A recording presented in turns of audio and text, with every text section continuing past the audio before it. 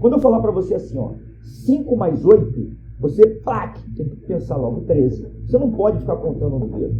5 mais 4, 9. Então, a base é essa. Soma entre números de um só algarismo que você já tem que ter memorizado. Marlos Menezes por aqui e hoje vamos para mais um podcast AES. É o nosso podcast Aceleradores e Sabotadores para você que quer fazer 747 pontos ou mais, né, tá? E hoje a gente vai falar sobre fazer conta de cabeça. Vale a pena ficar fazendo conta de cabeça? O que você acha, hein? Você acha que a conta de cabeça pode te atrapalhar ou não? Na verdade, eu aconselho a você fazer o máximo possível de contas que você tem que fazer durante a prova de cabeça. Mas, antes de eu falar sobre isso, eu queria falar o seguinte, que independentemente se você vai fazer de cabeça ou não, o importante é você acertar a conta. Porque, olha só, vou fazer uma analogia. Na Fórmula 1, durante muito tempo, os carros eles corriam com um pneu só. Eles iam do início ao fim da corrida com um pneu, pelo menos algumas equipes. E aí o que acontece? Cada vez mais foi se dando importância para a troca de pneus, para você utilizar um pneu adequado de acordo com a corrida que você está fazendo. E mais do que isso, para você substituir o pneu durante a corrida. O pneu adequado durante a corrida é pelo seguinte, porque muitas vezes o tempo começava bom, começava com a pista seca e começava a chover. E aí a pessoa tinha que colocar um pneu mais adequado, a equipe tinha que colocar um pneu mais adequado à chuva. O carro não deslizar, ter um maior desempenho. E aí o que acontece? O que aconteceu com isso? Foi se dando uma importância muito grande para as equipes, para a eficiência das equipes no momento da troca do pneu. Então as equipes que conseguiam trocar o pneu mais rapidamente, logicamente, elas tinham uma capacidade, tinham uma maior probabilidade de fazer com que o carro dela, o carro daquela equipe, tivesse um aproveitamento maior, né? Que ia perder menos tempo na troca de pneu, ia ficar mais tempo na pista tentando galgar posições melhores.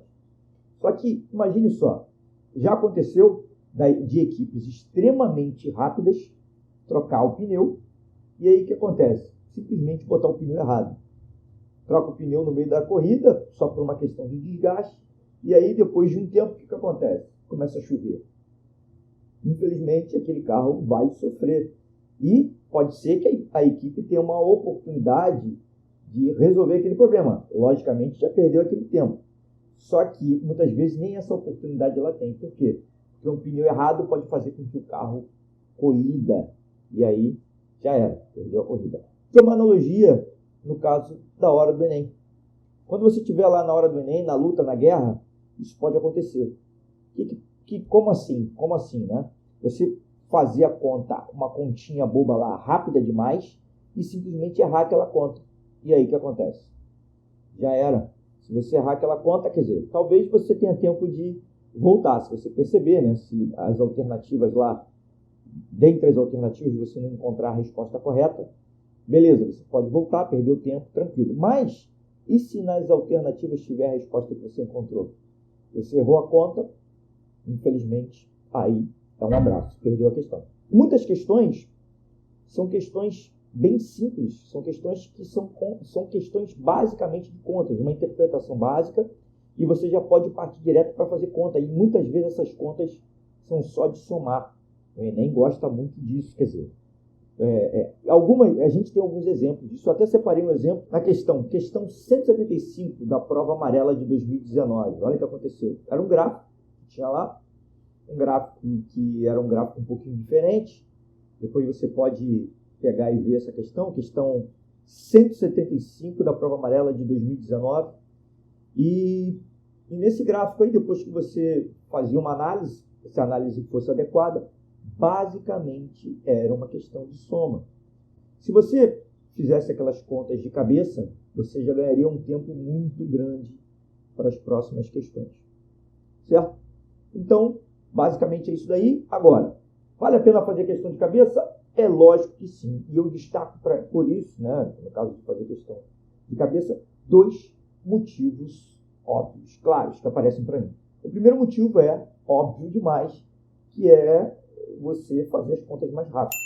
Você não vai perder tempo escrevendo, você vai simplesmente fazer de cabeça. Se você tiver habilidade, construir habilidade para isso, acertar e é um abraço. E um segundo motivo pelo qual eu digo que fazer conta de cabeça é melhor, isso já é um pouco de contrassenso, é o seguinte, é que você tem menos chances de errar quando você faz conta de cabeça. Parece meio estranho, mas é verdade. Por quê? Quando você coloca no papel, se a conta for muito complexa, você fazendo várias contas complexas no papel, você pode simplesmente errar a técnica, escrever um número errado. Muitas vezes acontece isso, ainda mais numa prova muito longa. Pode ser que aconteça. Logicamente, que eu estou falando, caso você esteja bem treinado em fazer conta de cabeça, né? Se você for iniciante, aí pode ser que você se ferre um pouco. Mas olha só, vamos lá. O momento para você treinar a fazer essas contas de cabeça é justamente durante os exercícios. Os exercícios que você está fazendo as questões do Enem, ou não, outras questões quaisquer que tenham, que abordem o conteúdo que você está estudando, num nível inferior um pouco do que o Enem, você está fazendo aquilo para fixar um determinado conteúdo, nesse momento é o momento de treinar. E você treinando, fazendo essas contas de cabeça, você vai chegar no Enem mais preparado para fazer isso daí, mais confiante para fazer essas contas de cabeça, e aí você vai mandar bem. Agora, olha só, vamos lá, comigo. Vou repetir de novo. É melhor acertar do que tentar fazer rápido e errar. Se você se sentir muito desconfortável, se você chegar na... Logicamente, quando você começar a fazer isso, o desconforto vai vir. Você vai estar desconfortável. Você vai começar a fazer o exercício e vai ver que não vai ser tão simples assim fazer de cabeça. Mas você tem que insistir. Mas, caso a prova do Enem chegue e você esteja desconfortável, saiba você que, obviamente, é melhor acertar do que você tentar fazer rápido e errar. Então, nesse caso, aí você usa o papel. Vai com tudo, usa o papel. E também é óbvio que eu vou te dizer para você, eu não faço todas as contas de cabeça. Algumas contas eu faço de cabeça e eu vou tratar delas aqui nesse episódio do podcast. Não são todas elas que eu arrebento de cabeça lá e vou fazendo. Tem gente que tem essa habilidade, parabéns. Eu não. Mas eu vou compartilhar com todos aqui a minha experiência de fazer conta de cabeça, que melhorou muito. Antes eu errava muito em conta, eu tinha muito medo de errar em conta e talvez por isso eu errasse mais. Porque eu tinha esse medo e não treinava, não usava esse medo a meu favor. Se você tem medo de errar em conta, o que você tem que fazer é treinar, fazer conta. Muita gente menospreza as contas, as operações básicas da matemática. Muita gente não só menospreza isso, menospreza a parte mais essencial, a parte mais básica da matemática, necessária para você entender coisas mais complexas. E ao negligenciar isso, ao não ver esse tipo de conteúdo, ao não treinar, fazer contas, você pode ser uma pessoa muito boa em matemática, tem um potencial incrível, você consegue interpretar as questões, você consegue equacionar as questões, ou seja, pegar aquele conteúdo que está todo em português lá e traduzir para uma linguagem matemática por meio de equações e mesmo assim errar em conta. Está disposto a fazer isso?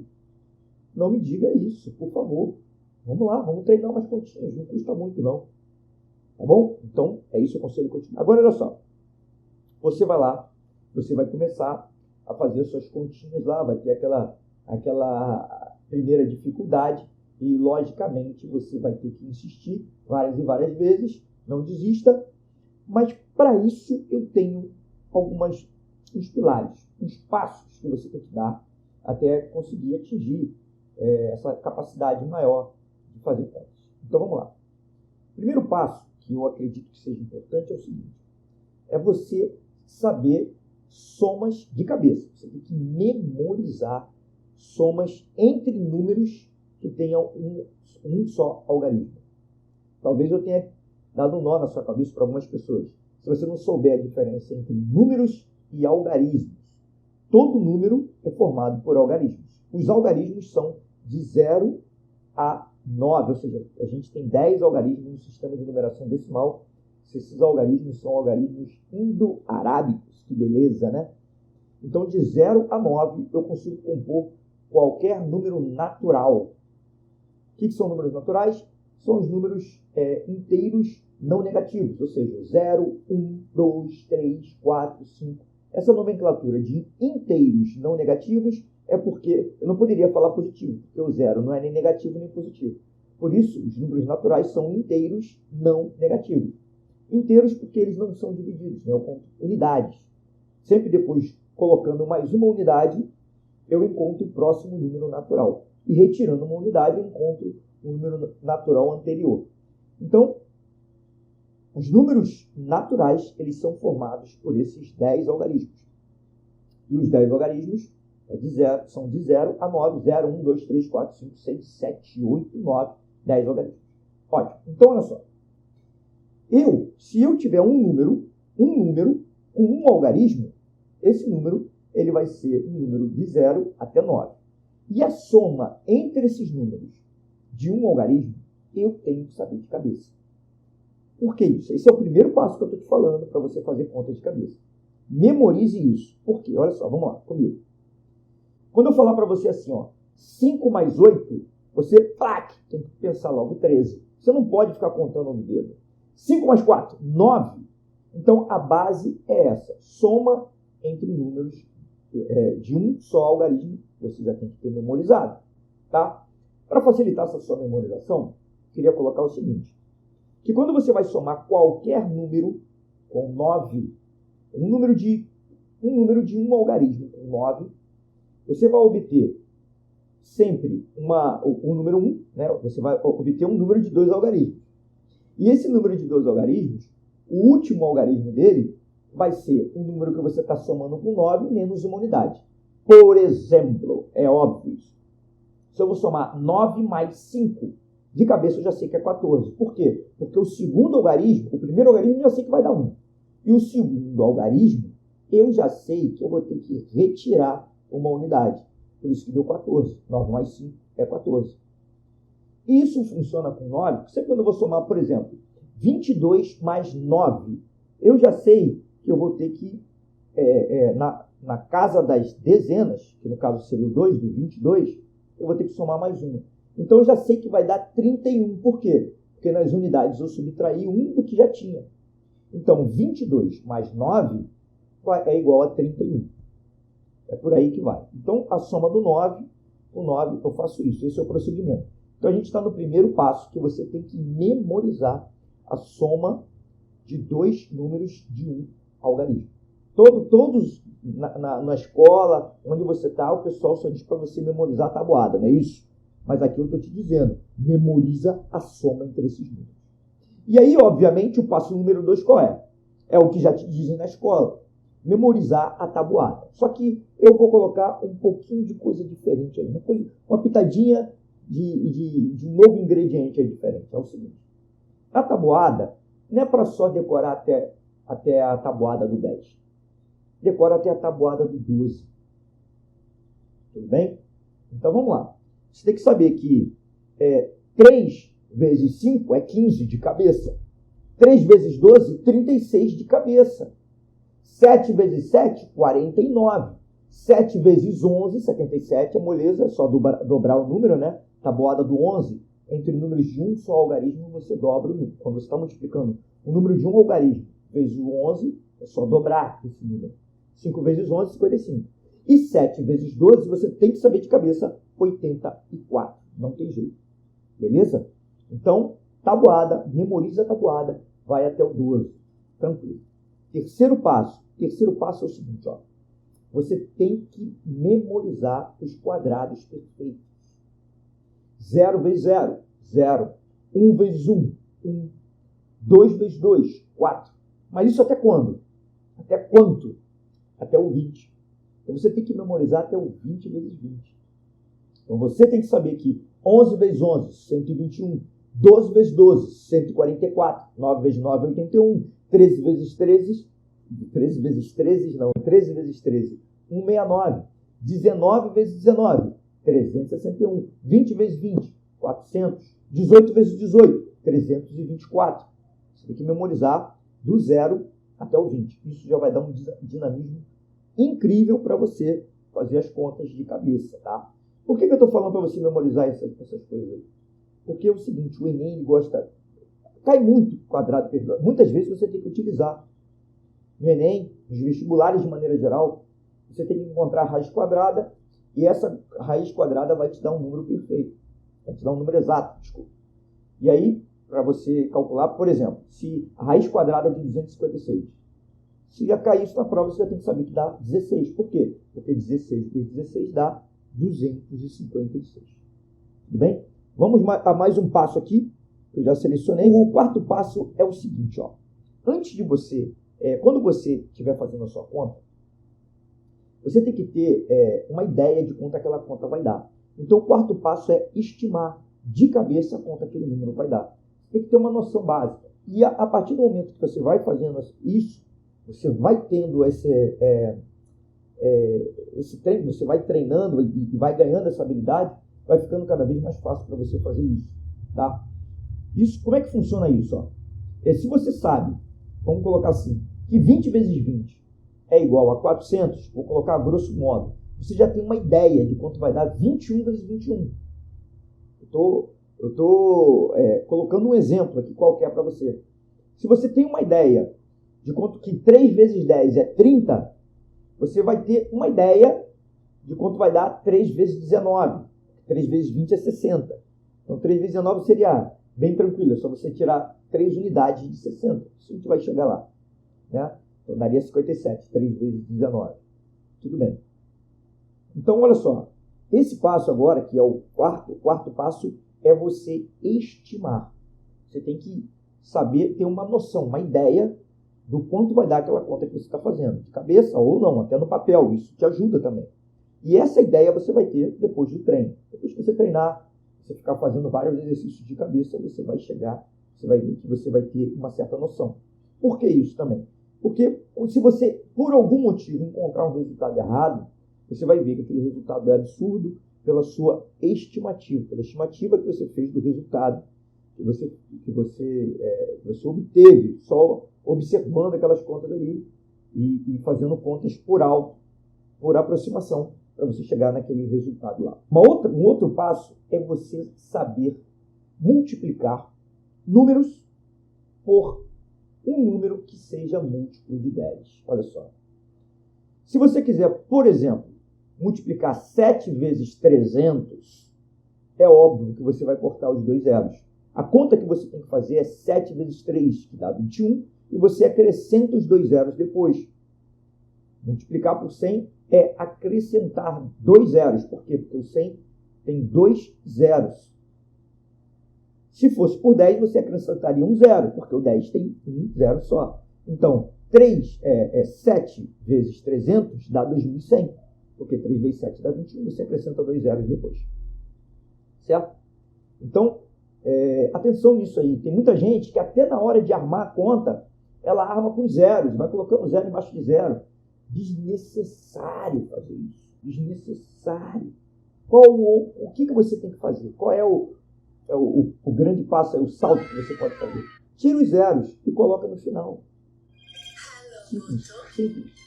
Só um segundo aqui que estão me ligando. Então, é basicamente isso. Corta os zeros, multiplica e depois bota zero no final. É assim que você faz conta com um múltiplo de 10. Não esquece de cortar os zeros lá na hora da divisão também. Corta os zeros e faz as contas sem os zeros. Depois você anda, se for o caso, com a vírgula para a esquerda, no caso da divisão. Tá bom?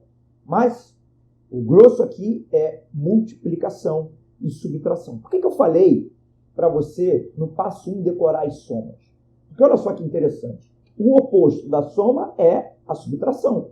Então, se eu falo, se você decorou, no exemplo que eu tinha dado, que 5 mais 8 é 13, então se você faz 13 menos 8, você já tem que saber que é 5. Ou 13 menos 5 vai dar 8, entendeu? Uma complementa a outra. No caso da multiplicação, também funciona em conjunto com a divisão, porque a operação inversa da multiplicação é a divisão. Então, se 3 vezes 7 é 21, 21 dividido por 7 dá 3, e 21 dividido por 3 dá 7. De cabeça. Isso funciona a grosso modo. Agora, olha só, tudo bem. Estou dando exemplos aqui de continhas básicas aqui, Então vamos agora para o quinto passo. Não, o quinto não, agora já é o sexto passo, porque o quinto passo foi a multiplicação por números que eram múltiplos de 10. O sexto passo, ele é você fazer a conta de cabeça aplicando a propriedade distributiva da multiplicação. Como é que eu faço isso? Eu falei para você, por exemplo não, eu falei para você decorar a tabuada até 12. Até 12. Então, olha só, se você está lá fazendo uma conta e se depara com a conta 3 vezes 17 e você quer fazer de cabeça. Uma forma de você resolver isso daí é o seguinte, ó, 17. Imagine isso que eu vou falar para você, ó. 3, a conta que você quer fazer é 3 vezes 17. Então é 3 vezes, abre parênteses, 17, fecha parênteses. Só que 17 é 12 mais 5.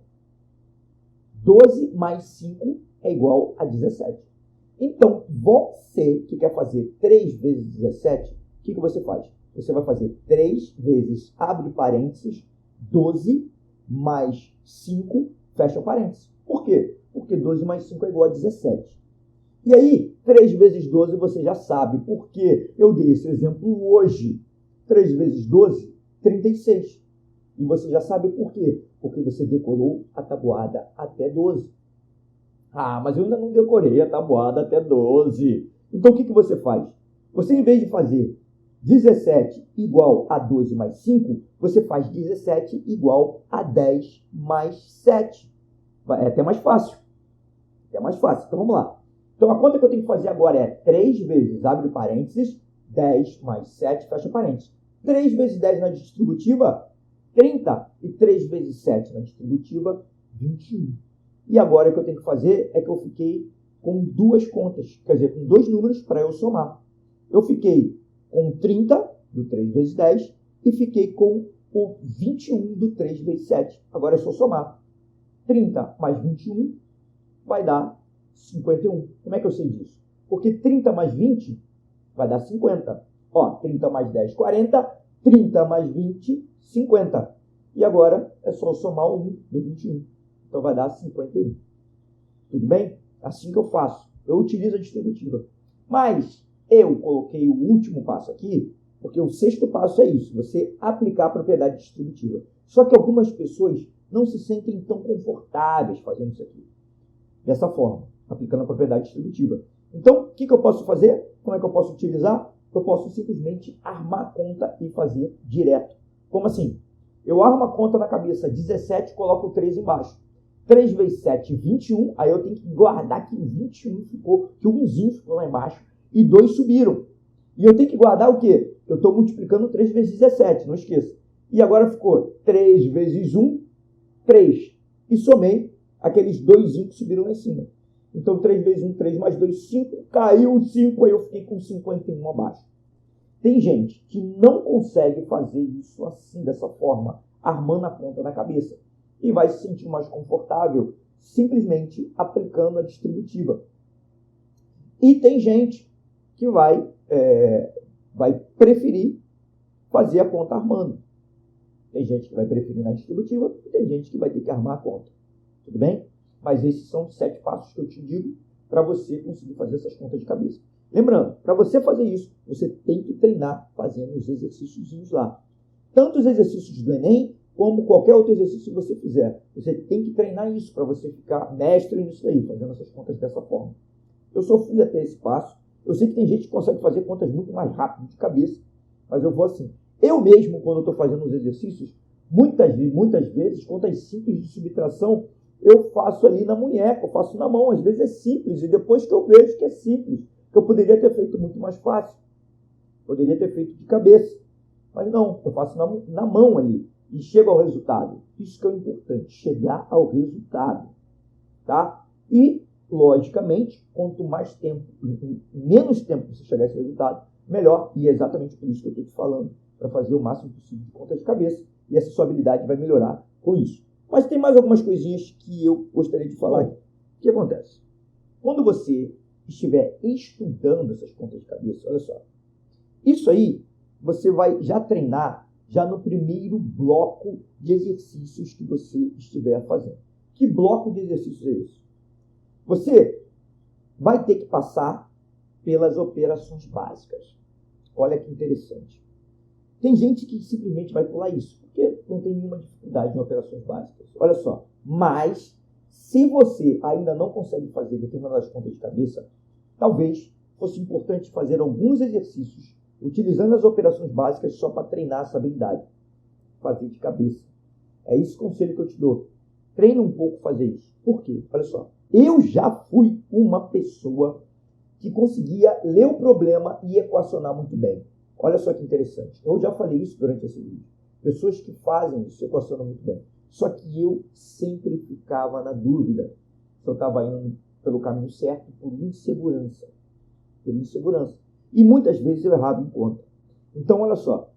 Para você passar por esse processo, passar de uma pessoa que erra muito em conta, você equaciona muito bem, mas erra muito em conta ainda, para você sair desse nível e não errar mais conta, o que você tem que fazer é simplesmente treinar, fazer conta.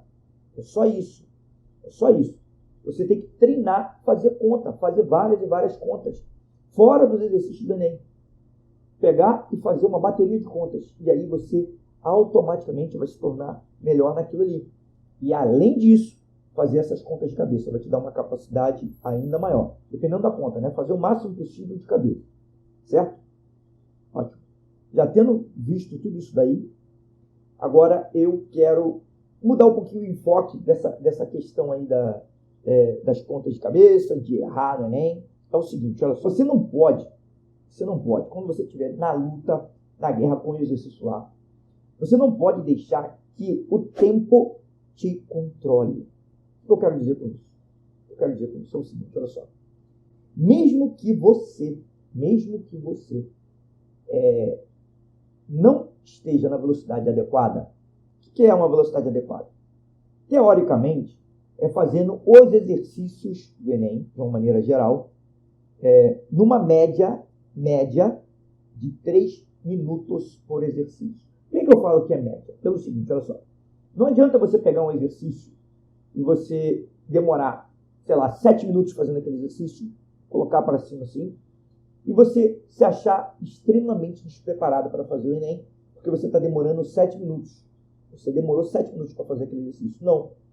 Por que eu estou falando isso? Porque no Enem existem questões que é possível você matar em segundos. É possível você matar em até 20 segundos, 10 segundos, dependendo da questão. É possível isso. Para que você consiga matar essas questões em 10 segundos, você precisa de um nível de confiança. Marcar e passar logo para a próxima. Marcar, revisar, que seja bem rapidamente, passar para a próxima. Isso tudo em 20 segundos, vamos colocar assim. Então, é importante que você entenda que esses 3 minutos é uma média. Isso é a primeira coisa que você tem que entender. Você tem que pegar uma bateria de questões lá, e dentre essas questões fáceis e difíceis, e você ver o tempo total e dividir pelo número de questões que você fez. É assim que você vai chegar à média de tempo que você demorou por exercício. É basicamente assim que é calculado. Tá? Porque no Enem existem questões que são muito fáceis, questões médias e questões bem mais difíceis. Então, na média, 3 minutos. Beleza? Esse é um ponto. Um segundo ponto que eu gostaria de tratar contigo é o seguinte. Olha só, raciocina comigo. Você não pode ser mandado pelo tempo que você demora para fazer o exercício. Ou os exercícios. Por quê? Mesmo que a sua média não esteja adequada, mesmo que você demore mais do que 3 minutos para fazer os exercícios em média, você tem que lembrar o seguinte, você está em período de preparação, amigo. Período de preparação, você está em período de treino. Então, obviamente, aquilo ali vai mudar de figura. Obviamente, cada vez mais você vai ficar mais rápido. E mais do que isso, olha só. Eu não sei o nível de preparação que você está. Eu não sei em que ponto você está. E também não sei quanto tempo falta para a prova do Enem no dia em que você está assistindo esse vídeo. Então, pensa comigo. Se você estiver muito defasado, se você ainda não viu o conteúdo todo, acalme o seu coração. Para você atingir o seu objetivo, para você conseguir até 800 pontos ou 900 pontos, você não precisa acertar todas as questões. Olha só, o Enem, repetindo novamente, o Enem está adotando a teoria de resposta ao item. O que vem a ser isso? É um método, TRI, que o Enem está utilizando para pontuar as pessoas que fazem a prova do Enem. E esse método, ele beneficia aquelas pessoas que acertam as questões mais fáceis antes de acertar as questões mais difíceis. Como assim? Significa que se você, meu caro amigo, minha cara amiga, se você acertar as questões mais difíceis e errar as mais fáceis, você vai estar deixando muitos e muitos pontos na mesa. O Enem vai te punir por causa disso. Então, o que você tem que fazer é o seguinte: você tem que se esforçar durante a prova do Enem para identificar as questões mais fáceis, começar por elas e acertá-las. Isso é de extrema importância hoje. Hoje você tem que fazer isso, meu amigo, minha amiga, porque senão você já vai poder ficar de escanteio logo desde o início. Então, não erre nesse ponto, tá? O tempo de fazer a prova é somente um dado, é um índice que você vai utilizar para você melhorar, mas ele não é um índice definitivo. Logicamente, se você aprender a fazer contas de cabeça, isso vai te ajudar muito, muito. E teve um detalhezinho que eu também não falei aqui, ó. O fato de você fazer contas de cabeça, isso aí vai aumentar a sua capacidade cognitiva. É engraçado, né? Mas é assim que funciona. A capacidade lógico-matemática naturalmente já vai aumentar em você. É assim que funciona. Então é tudo um processo. Parece que o nosso um assunto, essa capacidade, essa habilidade de fazer conta de cabeça está também ligada à capacidade de equacionar matematicamente as questões. Eu sei, existem pessoas que conseguem equacionar e mesmo assim erram em conta. Mas, uma vez elas conseguindo dominar essa capacidade de fazer conta de cabeça, ou simplesmente não errar em conta, uma gama de outras coisas, de capacidades vão se abrir para ela. Inclusive a capacidade dela de equacionar vai aumentar. Por que também isso acontece? Porque muitas pessoas que erram em contas, elas têm dificuldade de concentração. Olha que incrível, isso é óbvio, né? Porque uma conta que ela sabe fazer e ela erra é justamente por falta de atenção. Foi a incapacidade, a falta de capacidade dela conseguir se concentrar durante um tempo adequado para aquilo ali. E além disso, também é o seguinte, o Enem ele vai cobrar isso de você. Você tem que chegar no Enem preparado para ficar sentado ali uma grande quantidade de tempo. Isso naturalmente vai tirando a sua capacidade de concentração, vai tirando a sua capacidade de atenção, de ficar focado naquela questão, de ficar focado no que você está fazendo. Então, existe uma série de técnicas que você pode utilizar para que isso não aconteça ao longo do tempo no meio da prova do Enem. Mas, logicamente, isso daí é assunto para um outro podcast. Tudo bem? Assunto para outro. Bom, hoje, nesse podcast, a gente fica por aqui. Tudo bem? Eu espero que vocês tenham gostado. Espero que essas informações tenham sido úteis para você. Nesse nosso podcast aqui, aceleradores e sabotadores para você que quer tirar 747 ou mais pontos no Enem, independentemente do seu nível de dificuldade com matemática ou com exatas. Tudo bem? Acredite nisso, meu querido, minha querida, que é possível. Que mesmo você tendo uma grande dificuldade, você vai conseguir atingir essa pontuação, que é no mínimo, cuidado, 747. Pode ser 800, 900 ou até 1000, quem sabe. Tudo bem? Um grande abraço a todos. Estimo que vocês continuem tendo a força de estudar. Continue estudando. Um grande abraço a todos aí. Tchau, tchau.